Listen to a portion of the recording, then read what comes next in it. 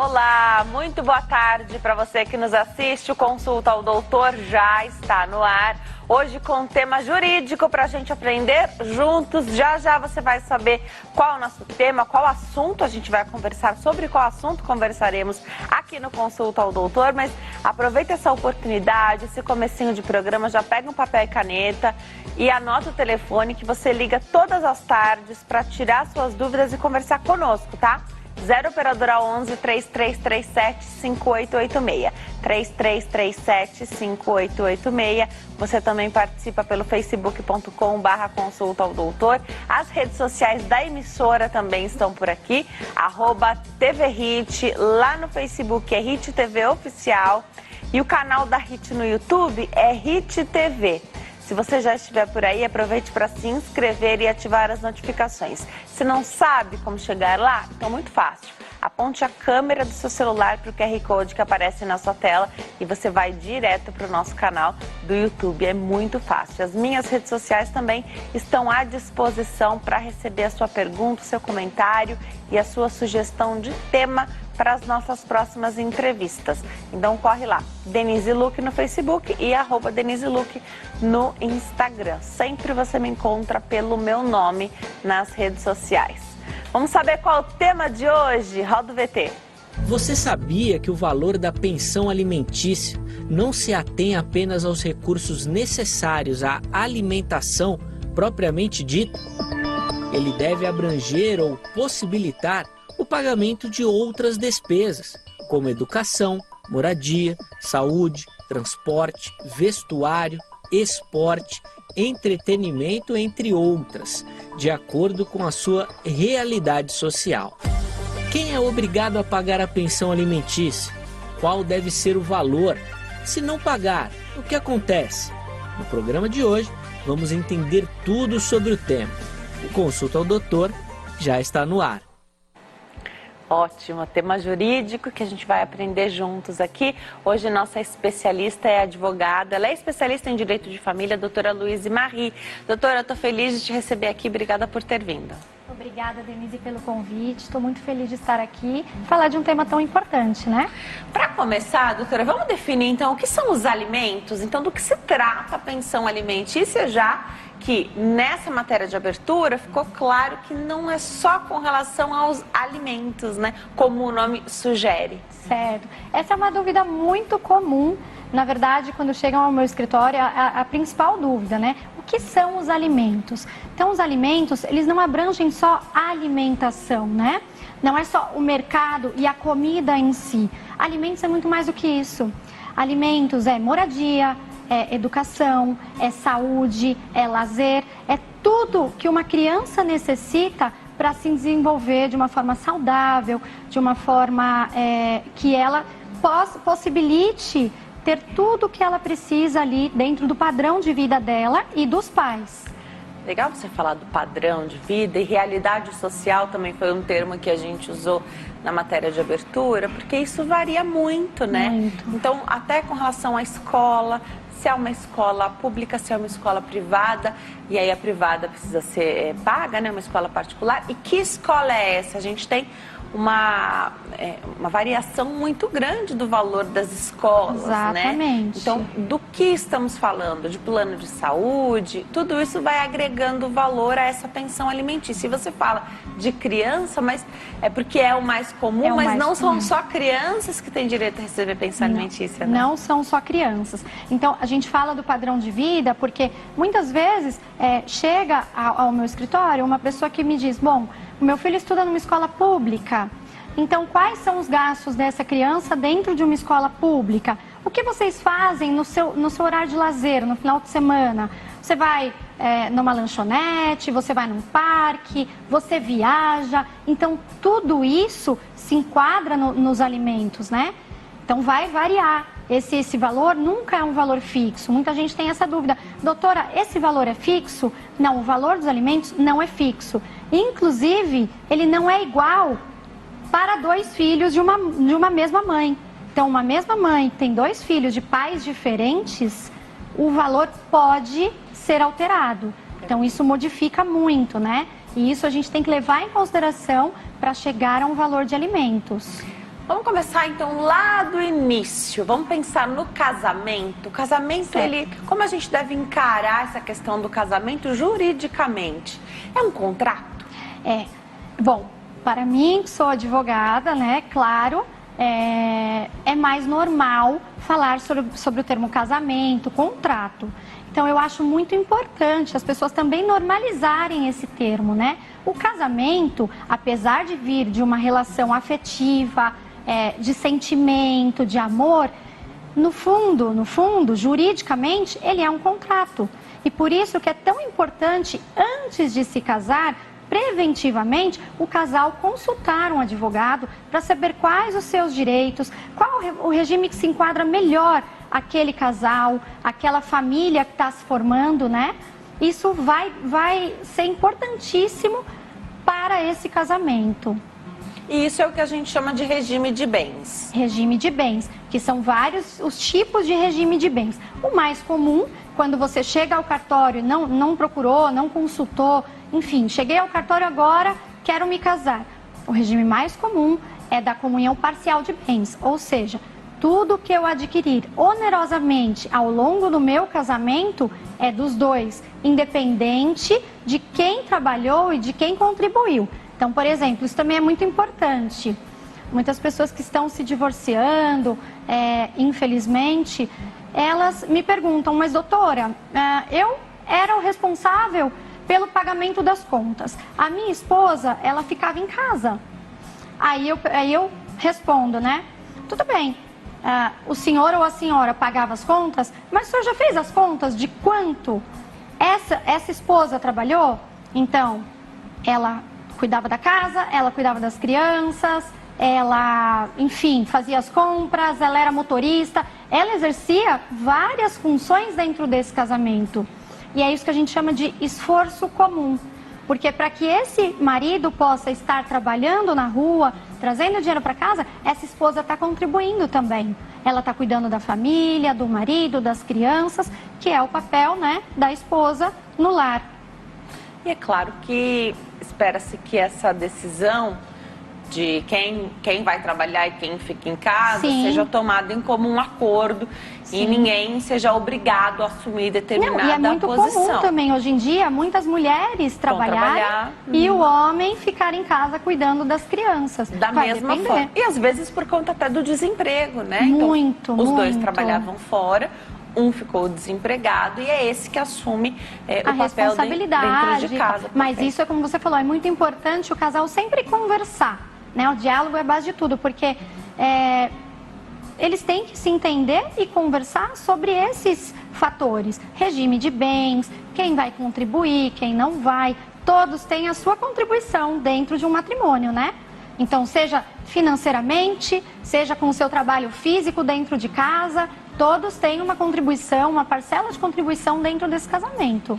E quando a gente fala do fim de um casamento, a dissolução desse contrato, a gente pode estar falando tanto de uma separação, de um divórcio, quanto do falecimento de um dos dois, né? Do falecimento, claro, com certeza. Porque o casamento, ele se dissolve de duas formas. Ou com o divórcio, ou com o falecimento de um dos cônjuges. Que é o que a gente espera, né? Que o casamento dure para sempre. Então, o regime de bens, ele vai ser importante não só para o divórcio, ele vai ser importante na hora da sucessão, na hora da morte de um dos cônjuges. E é legal você ter tocado nesse assunto, porque às vezes um casal que não tem filhos e um dos dois falece, a família daquele que era o provedor, cujo dinheiro que sustentava a casa era dele, então ele que trabalhava, enfim... Fala assim, não, então quem ficou do casal não tem direito, porque a pessoa não contribuía com o trabalho fora de casa. Então, muito se engana quem pensa dessa forma. Muito, mas também vai depender, tudo vai depender do regime de bens escolhido no momento do casamento. Do que vale hoje, por exemplo, que é a comunhão parcial de bens. Sim, a comunhão parcial de bens, ela entende que tudo que foi adquirido onerosamente, ou seja, que eles compraram juntos, independe se foi o marido ou a mulher que comprou, é dos dois. Isso inclui contas bancárias, tá? Então, independente, se eu trabalhei para ter o meu dinheiro, esse dinheiro que está na conta é do casal, tá? Então, carros, casas, contas bancárias, aplicações, investimentos, é tudo dos dois. Perfeito. Então, falar de sucessões também tá dentro do direito de família, né? Se chegarem perguntas, a gente até pode responder nesse sentido. A sucessão nada mais é do que o inventário. O inventário é o quê? A sucessão. O inventário é o procedimento que nós fazemos quando alguém falece para fazer o levantamento dos bens daquele falecido, daquela pessoa e verificar quem são os herdeiros. E isso está dentro do direito de família. Doutora, já que falamos então da esposa, muitas vezes como figura que trabalha dentro de casa... ainda é o mais comum, né? A gente tem famílias de todos os tipos, mas a gente fala da esposa trabalhando dentro de casa porque ainda é o mais comum. Sim. Pode ela, então, ser a pessoa que tem direito de receber uma pensão alimentícia? Pode e deve, tá? A gente só tem que tomar cuidado quando fala da pensão alimentícia para a esposa, porque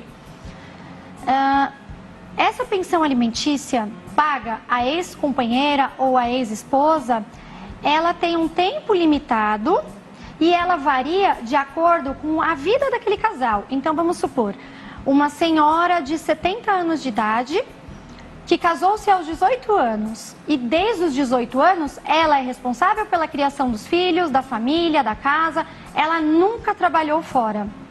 Quem trabalhava fora era o marido. Eles vêm a se divorciar. Como que essa senhora vai se encaixar aos 70 anos de idade, nunca tendo trabalhado fora, no mercado de trabalho? Então essa pensão para ela, muitas vezes, tem um prazo indeterminado. Diferente daquele casal que casou-se jovem, divorciou-se 2 ou 3 anos depois do casamento e a moça tem, sei lá, 25 anos, 30 anos de idade. É muito diferente, porque ela ainda tem tempo para se recolocar no mercado de trabalho, ela ainda tem tempo para readequar a vida dela, né? Então essa pensão normalmente para essa moça mais jovem, ela tem um prazo determinado de até 2 anos. Porque espera-se que essa mulher se recoloque, essa pessoa, claro, né? Pode ser o homem também, se recoloque no mercado de trabalho. Agora eu vou dar um outro exemplo, que você deu 2 extremos, né? Mais jovem, pouco tempo de casamento e toda uma vida pela frente. Eu vou para um meio termo, mas alguém que também já tinha uma formação e apesar de não exercer, seguia se atualizando. Então, a pessoa que não exercia, a gente tem alguns exemplos assim de pessoas até que hoje atuam um pouco assim nas redes sociais, elas não exatamente fazem isso para ganhar dinheiro, elas têm suas formações, estão sempre de olho, mas a qualquer momento, é alguém que a qualquer momento, a gente sabe, se ela quiser, ela abre um consultório, se é uma profissão aí da área da saúde, um escritório, muitas vezes é uma advogada. Claro. Isso também entra em questão, às vezes não é alguém exatamente muito jovem, mas tem todas as ferramentas ali na mão e até mesmo a vontade, porque vamos combinar que ninguém quer depender de uma pensão. Claro. Não, entra sim, entra e é importantíssimo, porque como eu disse, tudo varia do caso concreto. Legal. Então, essa mulher numa idade mediana, que de repente ela tinha uma profissão, vamos supor, hoje eu tenho a minha profissão, mas amanhã eu decido parar de trabalhar. E o meu marido fala, não, tudo bem, fica em casa, cuida das crianças, cuida da casa e eu, daqui pra frente, serei o provedor da nossa família. Tudo bem, daqui a 10 anos eu me divorcio, eu estou numa idade mediana. Então, eu posso me reinserir no mercado de trabalho, porque eu tenho uma profissão, eu já exercia algo, mas eu posso demorar um tempinho. E é por esse motivo que existe esse prazo. Entendi. Tudo isso vai ser avaliado, Vai ser avaliado no caso concreto. Agora, por que é importante buscar... Porque advogado tem aos montes e o direito é muito amplo. Por que é importante buscar um advogado para esses casos que seja especialista em direito de família? Olha, é um exemplo que eu sempre dou. Como você falou, advogado, nós nos formamos na faculdade, a minha profissão é advogada, assim como um médico. Mas você operaria o seu coração com um ortopedista? Não. Perfeito. Então é a mesma situação. Se você está com um problema, enfim, na Receita Federal, você procura um advogado tributarista. Se você está com um problema trabalhista na sua empresa, você não vai procurar um advogado de família. Então, é por isso que você deve sempre procurar um especialista. Porque nós saímos da faculdade formados no geral. Mas após a faculdade, nós fazemos a especialização numa área que temos mais contato, que temos mais gosto, preferência. E é isso que faz do profissional um especialista. E aí a gente pode dizer que ao chegar com esse caso concreto, então a família ou a pessoa busca o seu serviço, então vai até o teu escritório. Hoje é muito comum conversar virtualmente, né? Eu tenho feito mais online. As pessoas buscam mais, fazer online. E a partir daí você vai avaliar e ver o que cabe e o que não cabe, não é mesmo? Hoje em dia não existe muito aventura jurídica, né? Não, nem deve existir, né? Porque você está tratando da vida de um casal, da vida de um pai, da vida de uma mãe, da vida de um avô, da vida de uma avó. Então, por isso que o direito de família é muito humanizado. Você não está tratando de uma empresa, você não está tratando de números, você não está tratando de uma conta bancária, você está tratando da vida de uma família. É aquilo de mais precioso que nós temos, é a nossa família, é o nosso sentimento, né? Então, é muito importante você procurar alguém que vai entender isso. De novo, não é o que a gente busca, Claro. o divórcio é algo que ninguém quer viver, ou a própria dissolução desse casamento, Exato. seja como for, né? Ninguém busca isso, mas a partir do momento em que aconteceu, você está em face dessa situação, busca um advogado para você, ou é possível buscar um advogado para esta situação? Então você fica um advogado tentando mediar uma situação que às vezes é complicada, doutora. Mas depende.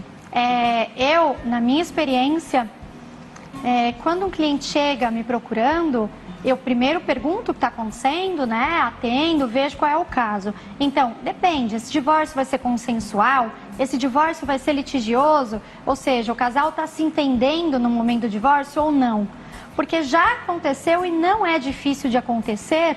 No momento que você está atendendo aquele casal, você tem a sensibilidade de perceber que ali o casamento não acabou, eles apenas não estão se entendendo.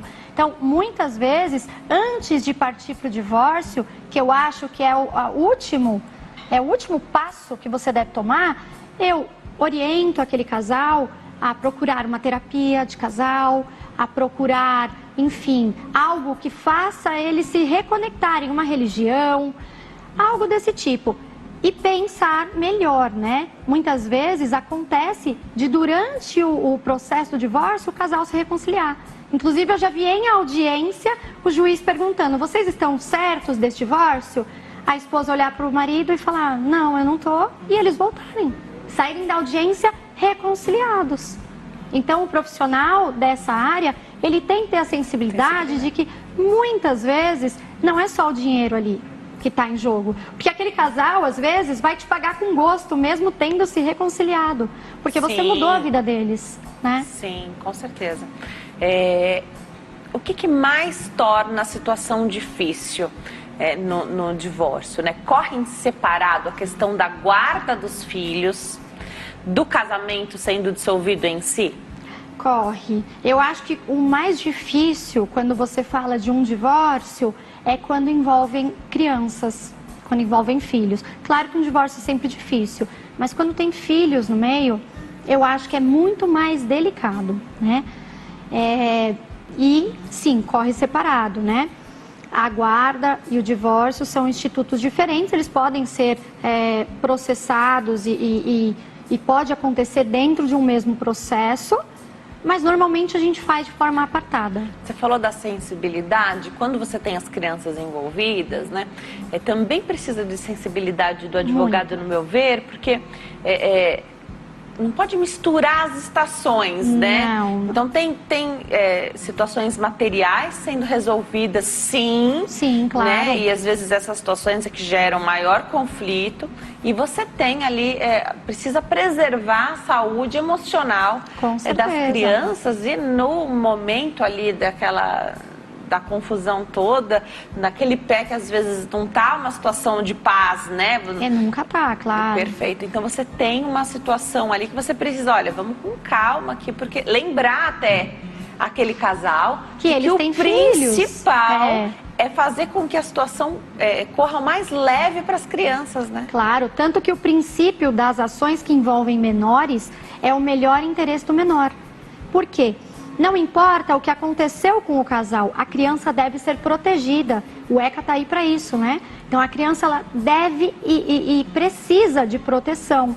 Então por isso que as varas de família, elas contam nessas ações de guarda com uma equipe multidisciplinar. Então, psicólogos, terapeutas, advogados, né? E essa é a nossa função, explicar para os pais que, por mais que aquele casamento não tenha dado certo, eles podem não ser mais um casal, mas eles sempre serão pais daquela criança. Então, eles têm que se entender, pelo menos em relação a essa guarda. E é por isso também que veio a guarda compartilhada, que é maravilhosa. A gente vai ter a oportunidade de falar sobre isso, mas eu já ouvi aqui à frente de algumas conversas de temas jurídicos, até sobre esse assunto, algumas conversas no sentido assim, ó. Pais, principalmente pais, dizendo eu vou partir para a guarda compartilhada porque aí eu não preciso pagar pensão. Eu vou me preparar para dar um recadinho. Enquanto eu chego até lá, queria que você comentasse essa situação. Então, depois a gente vai definir o que é guarda compartilhada, se tem pré-requisitos que esse casal precisa preencher para fazer essa guarda compartilhada dessa forma, da melhor forma para as crianças, se tem que morar pertinho, né? Então, hoje, o que a gente vive ainda essa situação de maior reclusão por conta da pandemia, Claro. né? Onde você precisa ter o controle sobre os dois lares, para que as crianças não fiquem em risco, essas duas famílias não fiquem em risco, Com né? certeza. Os dois lares não fiquem em risco por conta da Covid, né? Sim. Comenta um pouquinho com a gente, então, essa situação de faz guarda compartilhada e aí não tem que pagar pensão?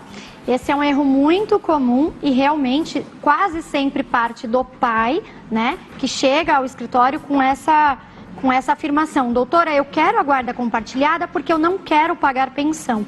Isso não é verdade, tá? A guarda compartilhada, ela não exime do pagamento de pensão alimentícia. Você deve pagar da mesma forma. Vamos para o intervalo? No próximo bloco a gente continua esse bate-papo, que hoje é jurídico, sobre a pensão alimentícia. Tem perguntas chegando aqui, eu te espero. Até já.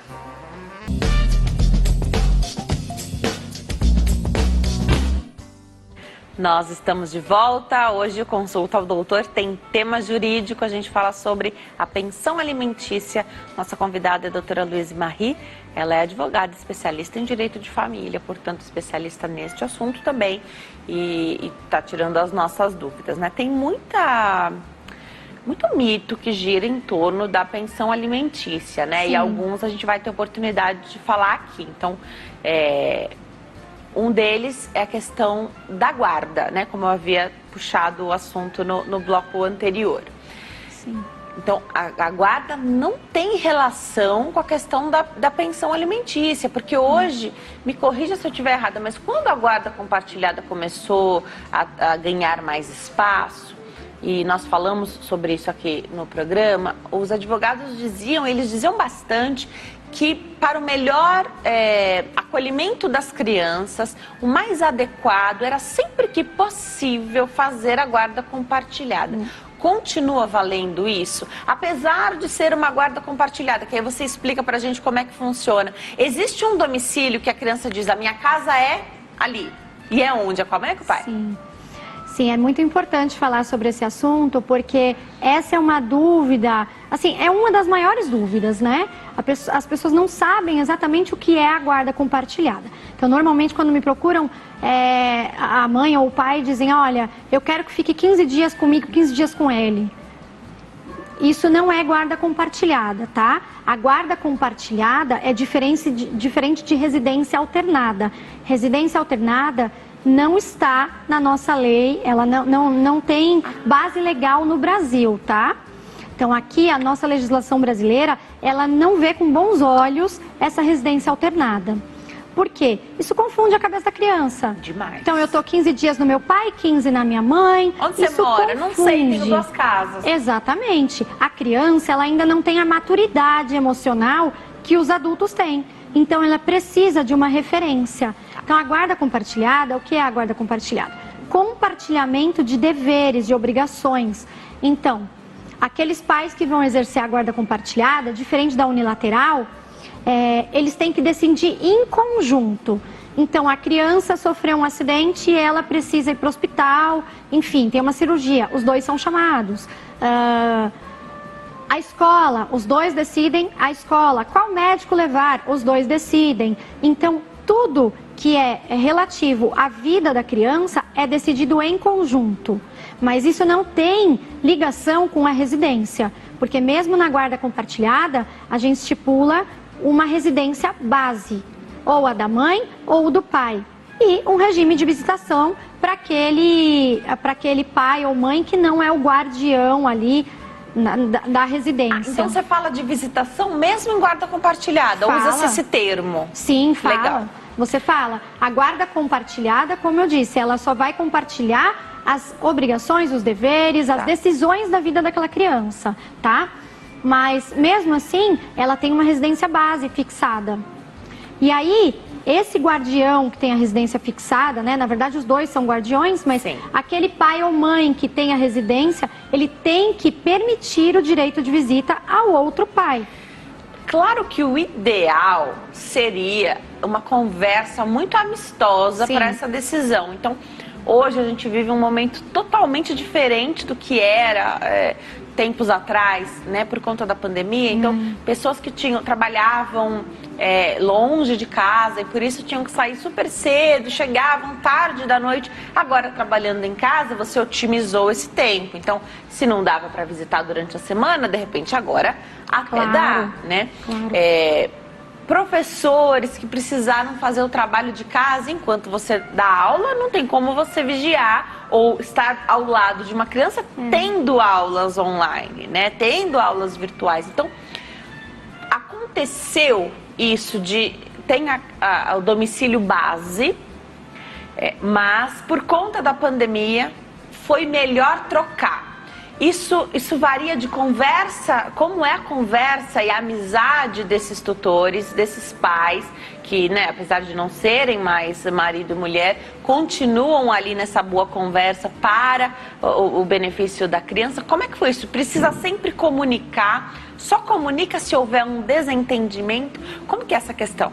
É exatamente por isso que é fixado o regime de convivência, né? A regulamentação dessa convivência. Perfeito. De Legal visitas. esse termo. Eu prefiro o termo convivência do que visitas. Também. Porque pai não é visita, mãe não é visita, tá? Pai é pai, mãe é mãe. Para mim, o termo visita é algo que você tem que usar com um parente, com um amigo. O pai e a mãe, eles têm direito à convivência dos filhos, né? Aliás, esse direito não é do pai e da mãe, esse direito é do filho.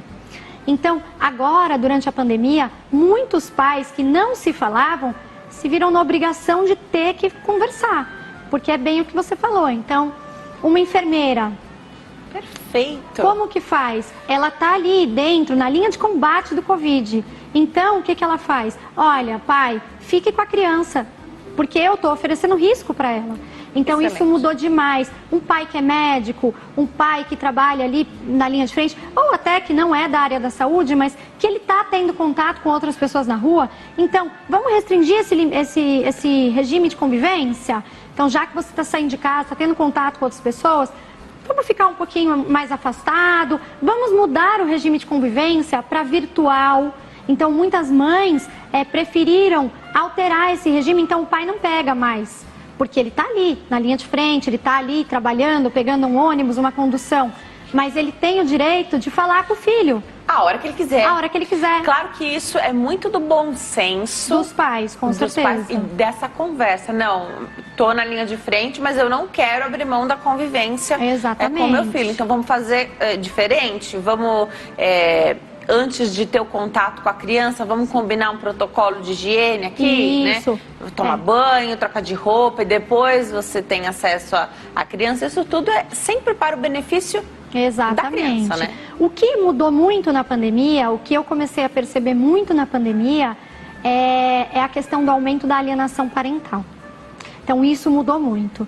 Então, aumento da alienação? Aumento demais, assim, excessivo de alienação parental. Porque aí a gente está mais recluso, né? Então, para quem já queria fazer isso, era a oportunidade. Foi a oportunidade correta, assim, a oportunidade perfeita que algumas mães e pais encontraram para restringir ou até mesmo cortar o contato do pai ou da mãe com os filhos. Então, então você está trabalhando fora de casa, eu não quero mais que você tenha contato com os filhos. Isso não é permitido, tá? Veja como é diferente da outra fala da doutora, onde o casal, né, o pai e a mãe conversaram e em comum acordo encontraram um caminho do meio. E decidiram juntos como ia fazer.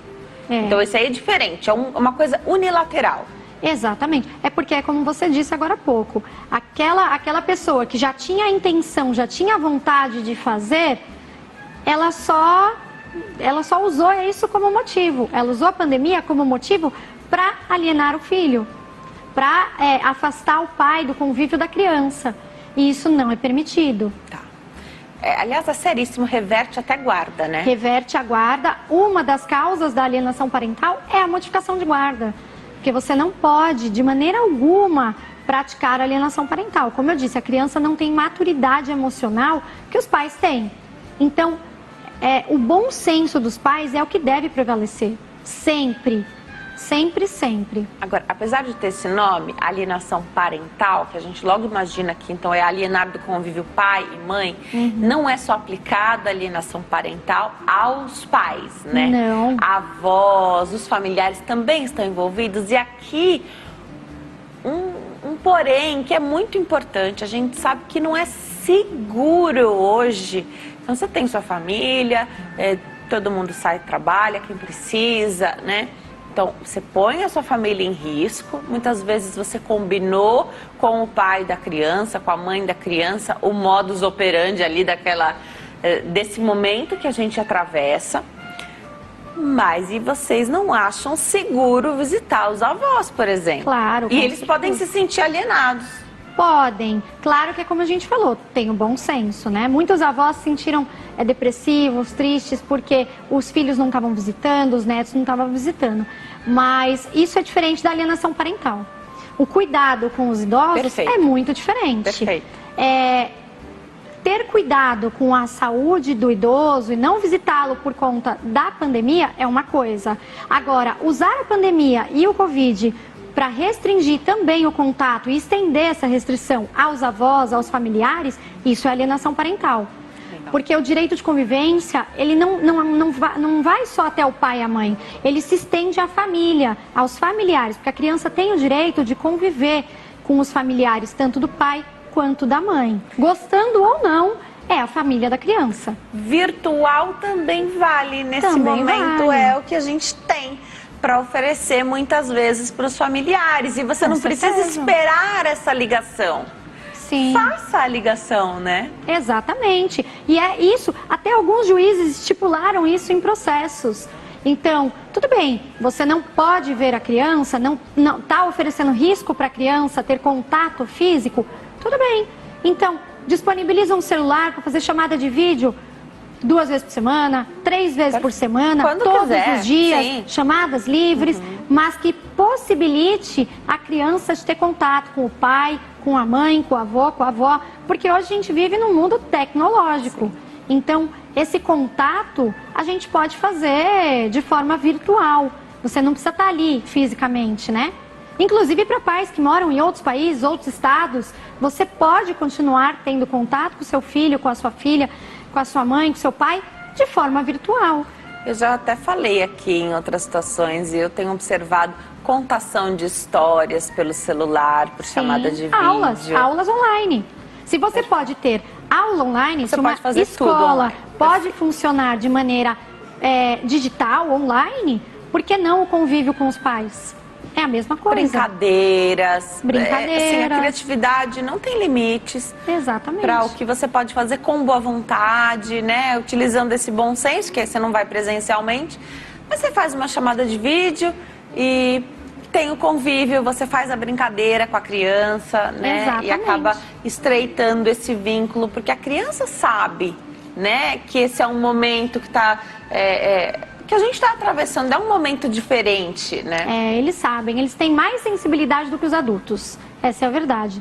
Então, nesse momento de pandemia, as crianças estão sofrendo muito também. Com certeza. Porque essa questão da convivência, da visita, muitas vezes era uma fuga para a criança também.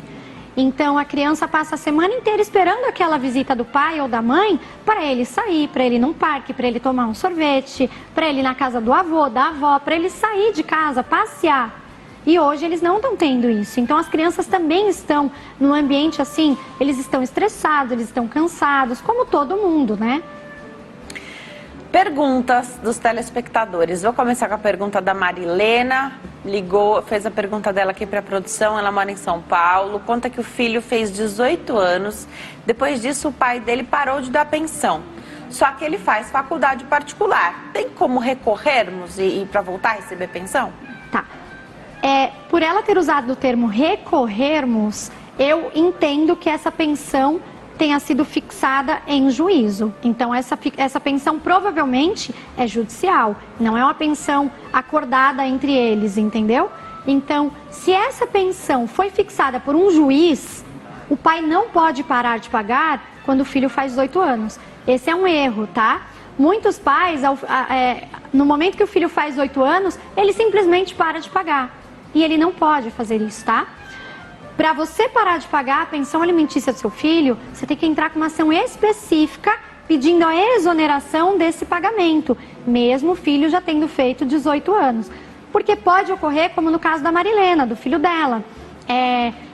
Esse adolescente, esse jovem, ele pode estar fazendo faculdade, pode estar fazendo um curso, né? E ele ainda necessita desses alimentos. Claro, pode ser que haja uma revisão deles. Perfeito. O pai pode pedir uma revisão desse valor, diminuir esse valor, né? Mas ainda assim ele precisa, porque ele pode até estar trabalhando, fazendo um estágio, mas aquele valor daquele estágio não é suficiente para pagar a faculdade, o transporte, a alimentação. E isso se não for uma faculdade integral, uma medicina, por exemplo. Não tem como trabalhar. Como que ele vai trabalhar? Então o pai deve continuar pagando. Então, para começo de conversa, não se pode simplesmente, pensões que foram definidas na justiça, não é porque o filho fez aniversário de 18 anos que você pode parar de pagar a pensão. Parar de pagar a pensão, a exoneração dessa pensão, ela não é automática, tá, apenas em relação à idade. Inclusive, no caso dela, se esse pai parou de pagar e não entrou com uma ação de exoneração da pensão alimentícia, ele está devendo essa pensão e eles podem inclusive executar esse valor que ele está devendo, tá? E o pai é obrigado a pagar. Ele só pode parar de pagar no momento que vier uma decisão judicial exonerando ele desse pagamento. Você lembrou bem que não é todo caso que a criança ou adolescente tem direito à pensão que é ajuizado, né? Claro. Que vai para a justiça decidir muitas vezes, muitas. A conversa é de boca mesmo. Olha, eu vou pagar a pensão e aí a conversa de o que está suficiente, o que não está, se essa pessoa que paga a pensão tem mais possibilidade naquele momento de aumentar esse valor. Quando a situação ficar puxada também, muitas vezes há o entendimento dessa redução, mas não acho que é a minoria que age dessa forma, porque se hoje eu posso pagar mais, amanhã não posso tanto, a criança continua, o adolescente continua com a mesma necessidade, né? E aí o dinheiro tem que vir de algum lugar. Você acha que é adequado levar para a justiça para que o juiz sempre determine? Tem a questão do 1/3, um outro mito que eu acho, né, que a gente deve falar aqui. É sempre 1/3 do valor do salário o que vai para a pensão? Certo. Não, como você falou, a palavra adequado levar para a justiça essa questão, eu não acho adequado. Eu acho necessário. Perfeito. É extremamente necessário, tá? Por quê? Hoje vocês estão num ambiente de harmonia. Então o pai e a mãe estão conversando, estão se entendendo, ok? Amanhã esse pai e essa mãe brigam. E aí, como fica a necessidade daquela criança? O que aquela criança vai fazer? Ele precisa, ele tem necessidades, ele tem despesas, né? Que todo mês vencem. Então, é necessário. Tem muitas mães, inclusive, que falam, doutora, mas eu não quero ajuizar a ação porque eu não preciso. Tudo bem. E a resposta que eu dou é sempre a mesma. Você não precisa, mas a pensão não é para você. Excelente. A pensão é para o seu filho. Excelente. Então, graças a Deus que você não precisa de nenhum valor. Então, se você não precisa, ajuiza a ação, pega o valor, coloca numa poupança que essa criança, esse adolescente, lá no futuro vai usar. Ele vai comprar um carro, ele vai pagar a faculdade, ele vai fazer um intercâmbio. A gente não pode abrir a mão de um direito que não é nosso, O né? direito não é seu, o direito é do seu filho. E você, como guardião dele, você tem a obrigação de pedir essa pensão para ele. Porque ele não tem como ir lá e pedir. Então eu acho extremamente necessário. São vários fatores que fazem que Vários, muitas vezes essas mulheres não ajuizem, né? Vários. Às vezes por orgulho, eu Orgulho, consigo. medo, ainda gosta do ex-companheiro, do ex-marido. Então, por diversos motivos, essa mulher ela não leva para a justiça essa questão. Perfeito. Mas é errado. É porque extremamente é um direito da errado. criança. É o que eu falo todas as vezes, é um direito da criança. Vamos atender a telespectadora que está na linha? Carolina fala conosco de Bauru, interior de São Paulo. Oi, Carolina, tudo bem? Boa tarde. Boa tarde. Seja bem-vinda ao Consulta ao Doutor. Fica à vontade, pode fazer sua pergunta. Doutora, boa tarde. Meu nome é Carolina, sou aqui de Bauru, do interior de São Paulo. A minha bebezinha, ela tem 4 meses, né? E eu e o pai dela não estamos juntos, né, desde o nascimento. E ele não se interessou em registrar, né, e foi embora. Mora em Minas Gerais. E eu gostaria de saber em questão, como que fica essa questão? Que ele foi embora, não quis saber de dar pensão nem nada, como que fica? O direito que eu tenho, quais são o valor que eu tenho que receber, se é 30% mesmo, porque ele não trabalha também, como que fica essa situação? Carolina, Bom, obrigada pela sua pergunta, viu? Um beijo pra você. Doutora, como é que a gente ajuda a Carolina? Bom, em primeiro lugar, Carolina, você deve ajuizar uma ação, tá? Pedindo reconhecimento dessa paternidade. Então, além do reconhecimento dessa paternidade, esse pai deve pagar a pensão alimentícia para o seu filho, que vai ser calculado de acordo com os gastos necessários da criança. Então, você vai fazer uma listinha mesmo de papel de pão. Vai pegar um papelzinho na sua casa e vai colocar o que o meu filho hoje com 4 meses gasta. Então, eu pago um plano de saúde, eu pago uma babá, eu pago uma creche, eu pago leite, fralda, chupeta, enfim. N coisas que uma criança pode precisar. Você vai colocar tudo isso na ponta do lápis e aí vai ser levado em consideração pelo juiz que vai analisar o caso a possibilidade e a necessidade, que a gente chama do binômio, né? Que pra mim não é nem só isso, é o trinômio. Necessidade, possibilidade e proporcionalidade. Porque hoje você provavelmente não está trabalhando. Então, às vezes essa mãe não trabalha e esse pai, vamos supor, tem um salário de 30 mil reais. Então não é só necessidade e possibilidade, tem a proporcionalidade também, tá? E essa questão que você levantou agora sobre o valor fixado em pensão alimentícia é um mito, tá? O valor fixado não existe. Não existe 30%, 50%, 70%, 80%, tá?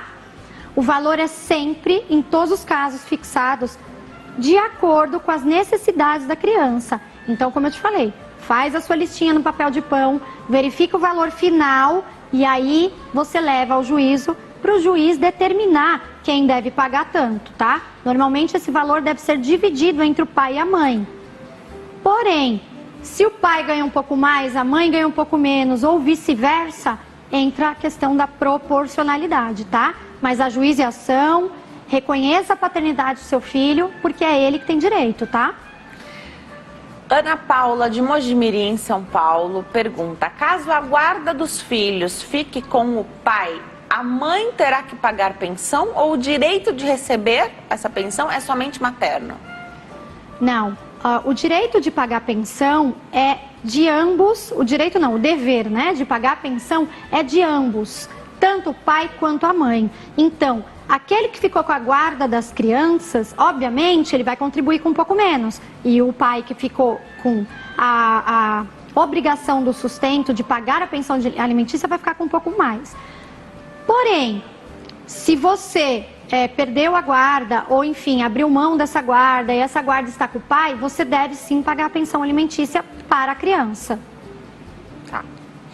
Tudo isso, uma consulta com o advogado pode te ajudar nessa primeira com conversa certeza. converse, tem detalhes que o advogado vai querer saber para tomar conta ali do caso, né? Documentos, tudo que tiver, até mesmo essa questão dos valores, pode ser que no primeiro momento você tenha que provar isso, né? Quais são esses valores. Você deve, né? Aqui a gente está fazendo uma consulta superficial, esclarecendo só as dúvidas, mas...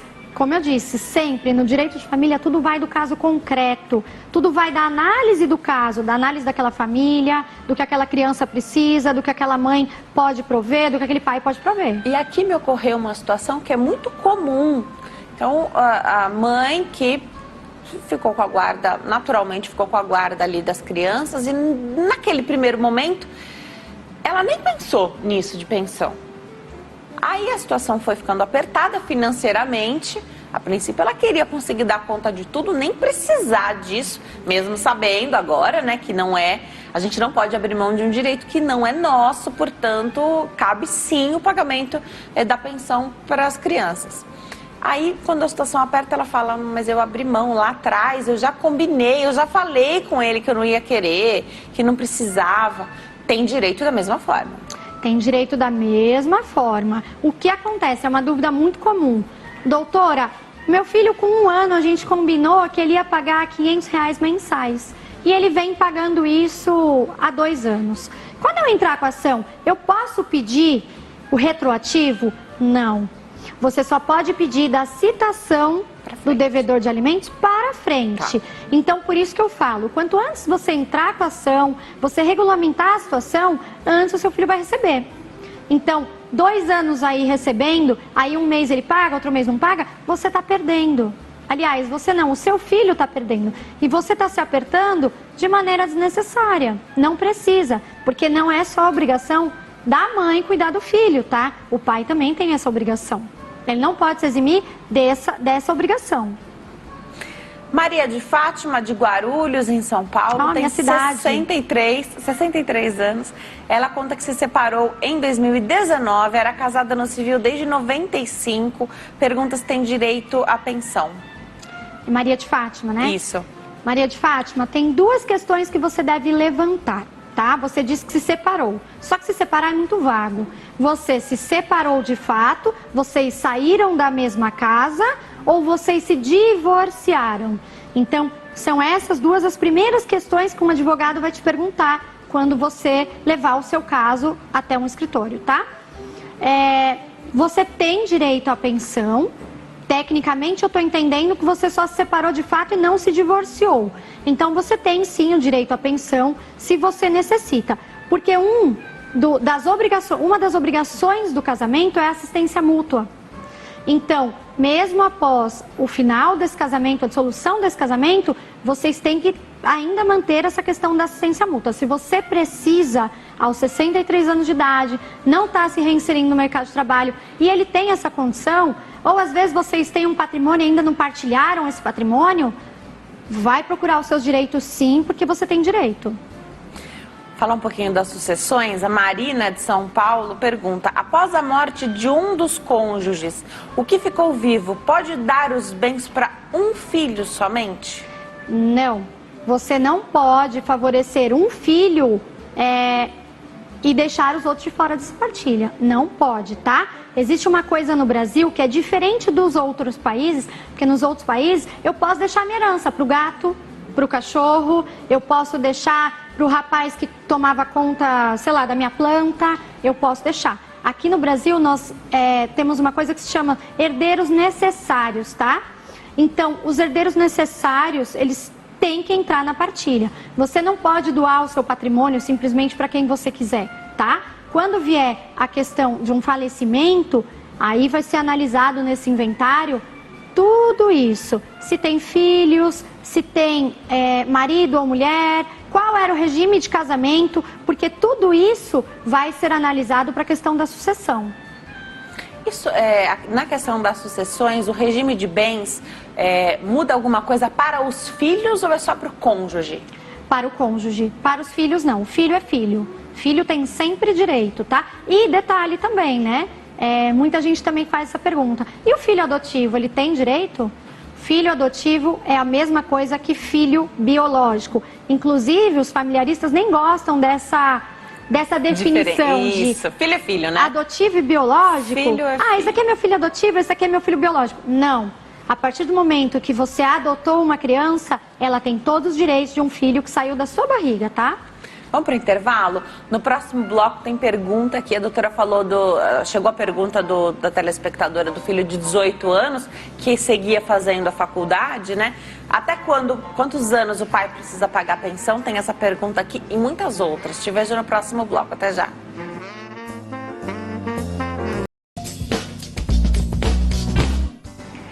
Nós estamos de volta hoje com o tema jurídico aqui no Consulta ao Doutor, falando sobre pensão alimentícia. Nossa convidada é a doutora Luísa Marie, ela é advogada, especialista em direito de família. Doutora Igenir, do Mato Grosso do Sul, ligou para cá, pergunta até quantos anos o pai precisa pagar pensão ao filho juridicamente. Porque de bom grado você pode pagar sempre, né? É, claro, com certeza, né? Se o pai puder, que pague sempre. Mas, jurisprudencialmente, né, a nossa lei, ela fala que normalmente até os 24 anos, se aquele filho estiver cursando faculdade, legal. Curso técnico, ou também, de repente, esse filho tem alguma deficiência, então tudo vai depender. Agora, se é uma criança ou um filho que não tem nenhuma deficiência, não tem nenhum problema de saúde, né, não tem uma comorbidade, algo do tipo, normalmente até os 24 anos, porque é o período que o adolescente entra e conclui a faculdade, tá? Agora, como eu falei anteriormente, de repente esse adolescente, esse jovem vai cursar medicina. A medicina se estende, claro. Então tudo vai ser analisado, mas não acaba com 18 anos, tá?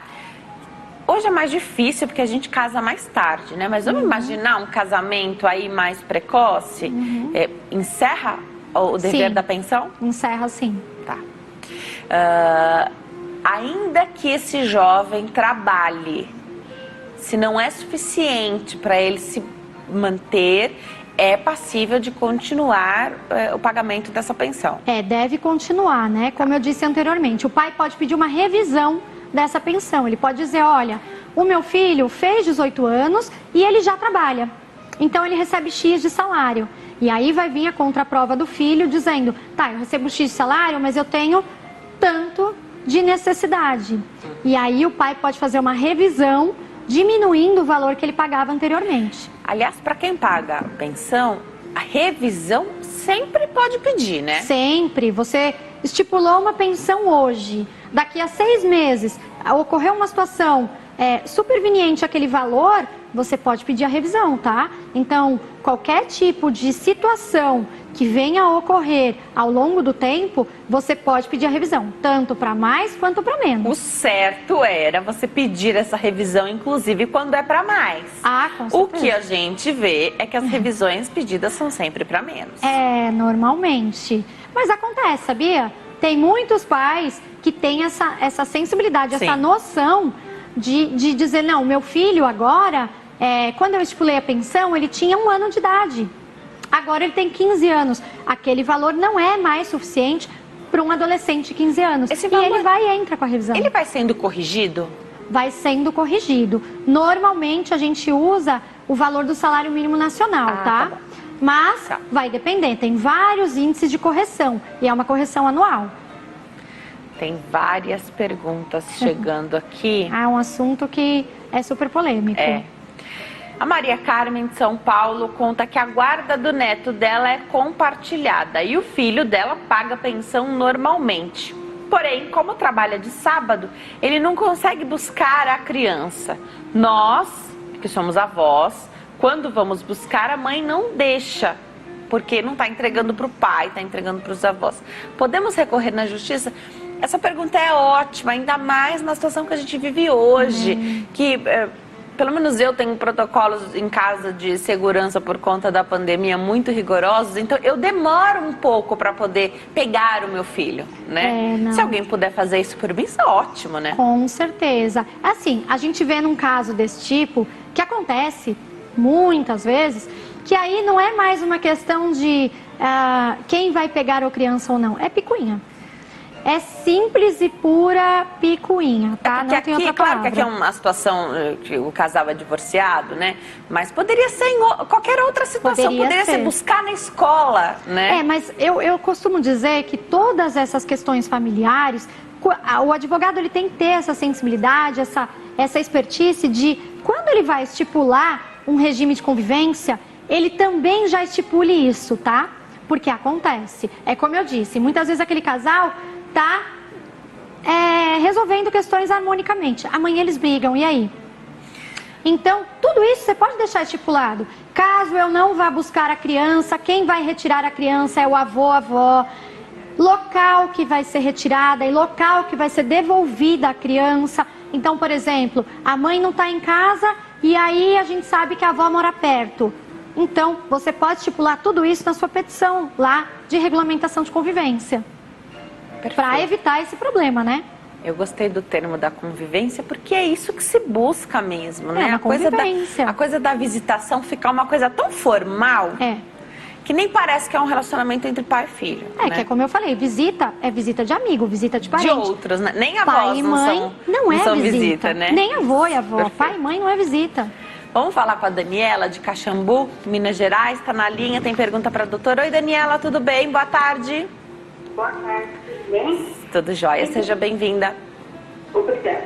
Deixa eu perguntar para a doutora, é que eu sou viúva, eu recebi uma alimentícia por morte do meu primeiro casamento.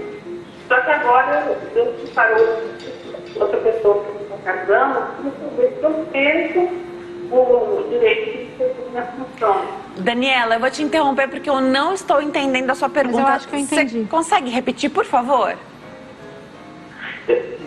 Consigo. Tá. Eu queria saber, eu como viúva, eu recebo pensão por morte. Certo. E agora eu vou casar novamente. Certo. Eu queria saber se eu perco a minha função que eu recebo.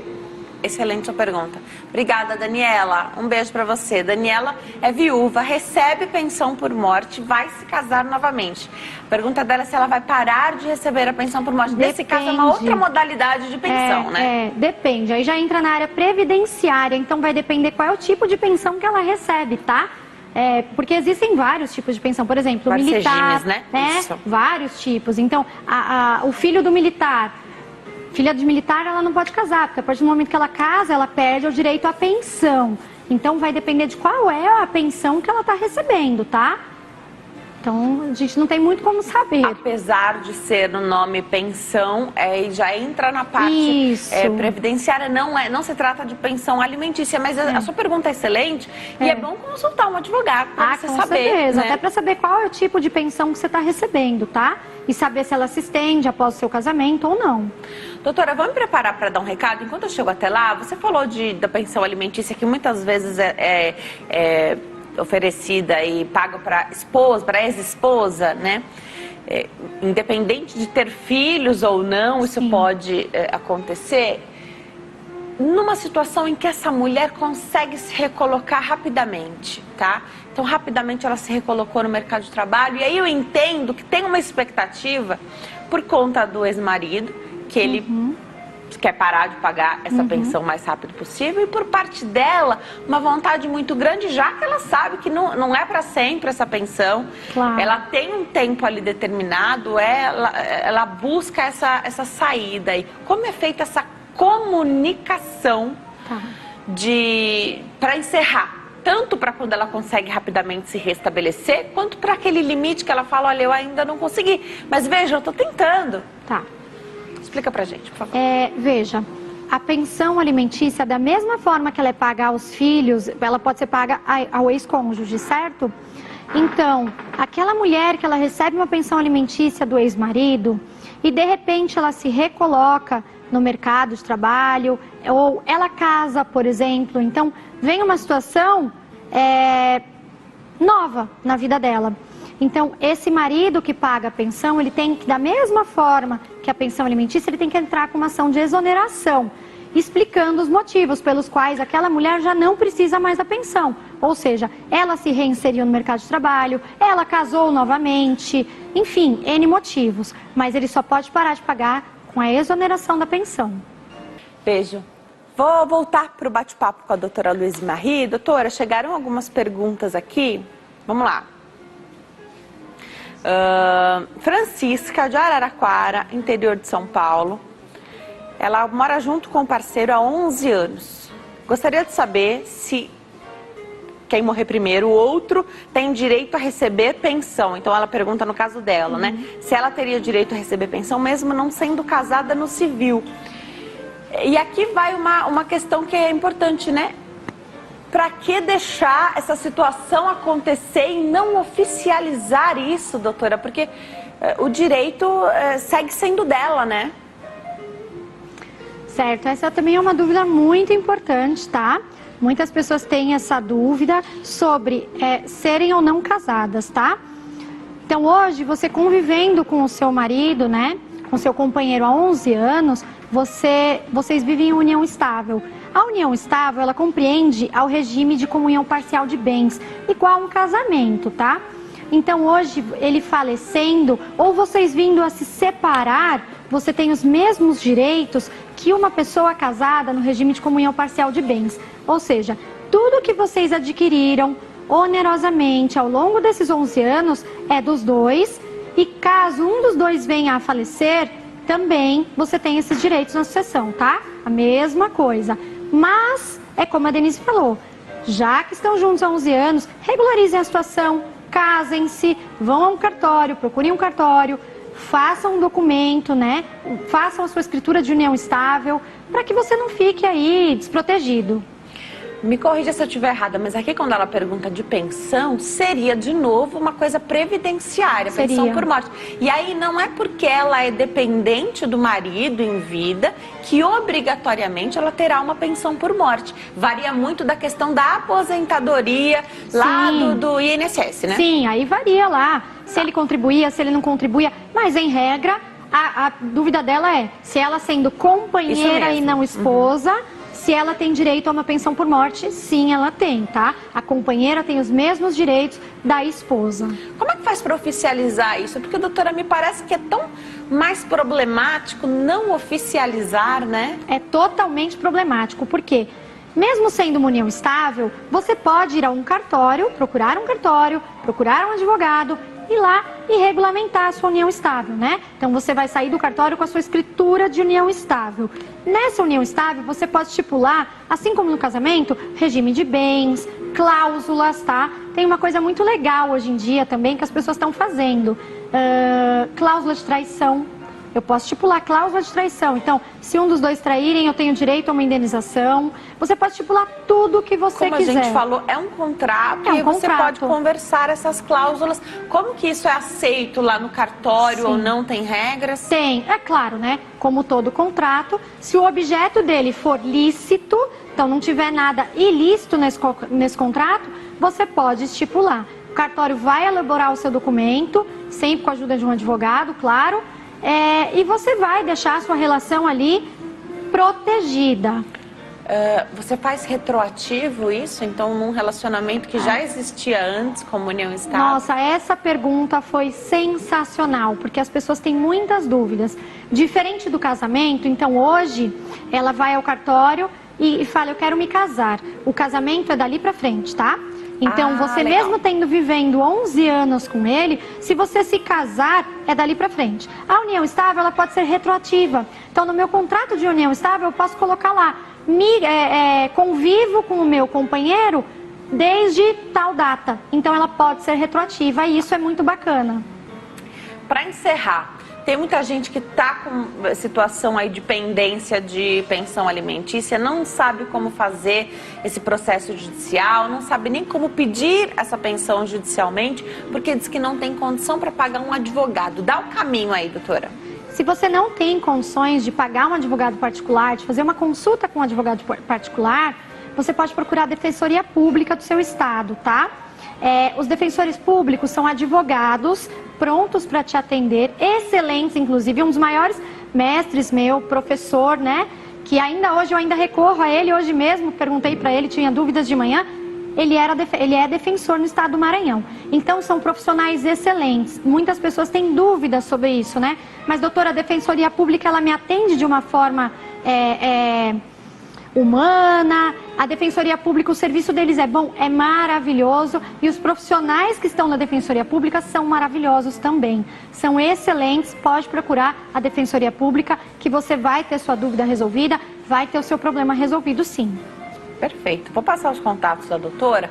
Lá no Instagram você segue Lu Sanches, L-O-U, Lu Sanches, e no Instagram. E o telefone é 11 99606 1406. 99606 1406 é o telefone WhatsApp. Se tiver pergunta, dúvida, aproveita a oportunidade. Doutora, adorei esse bate-papo. É sempre bom derrubar os mitos aí que giram em torno desse assunto, né? Lembrar que é muito delicado, ninguém deseja passar por essa situação, mas no momento que se a situação acontece, né, é preciso saber quais são os direitos e os deveres de cada um, né? Exatamente. Eu que agradeço o convite, muito obrigada pela hospitalidade.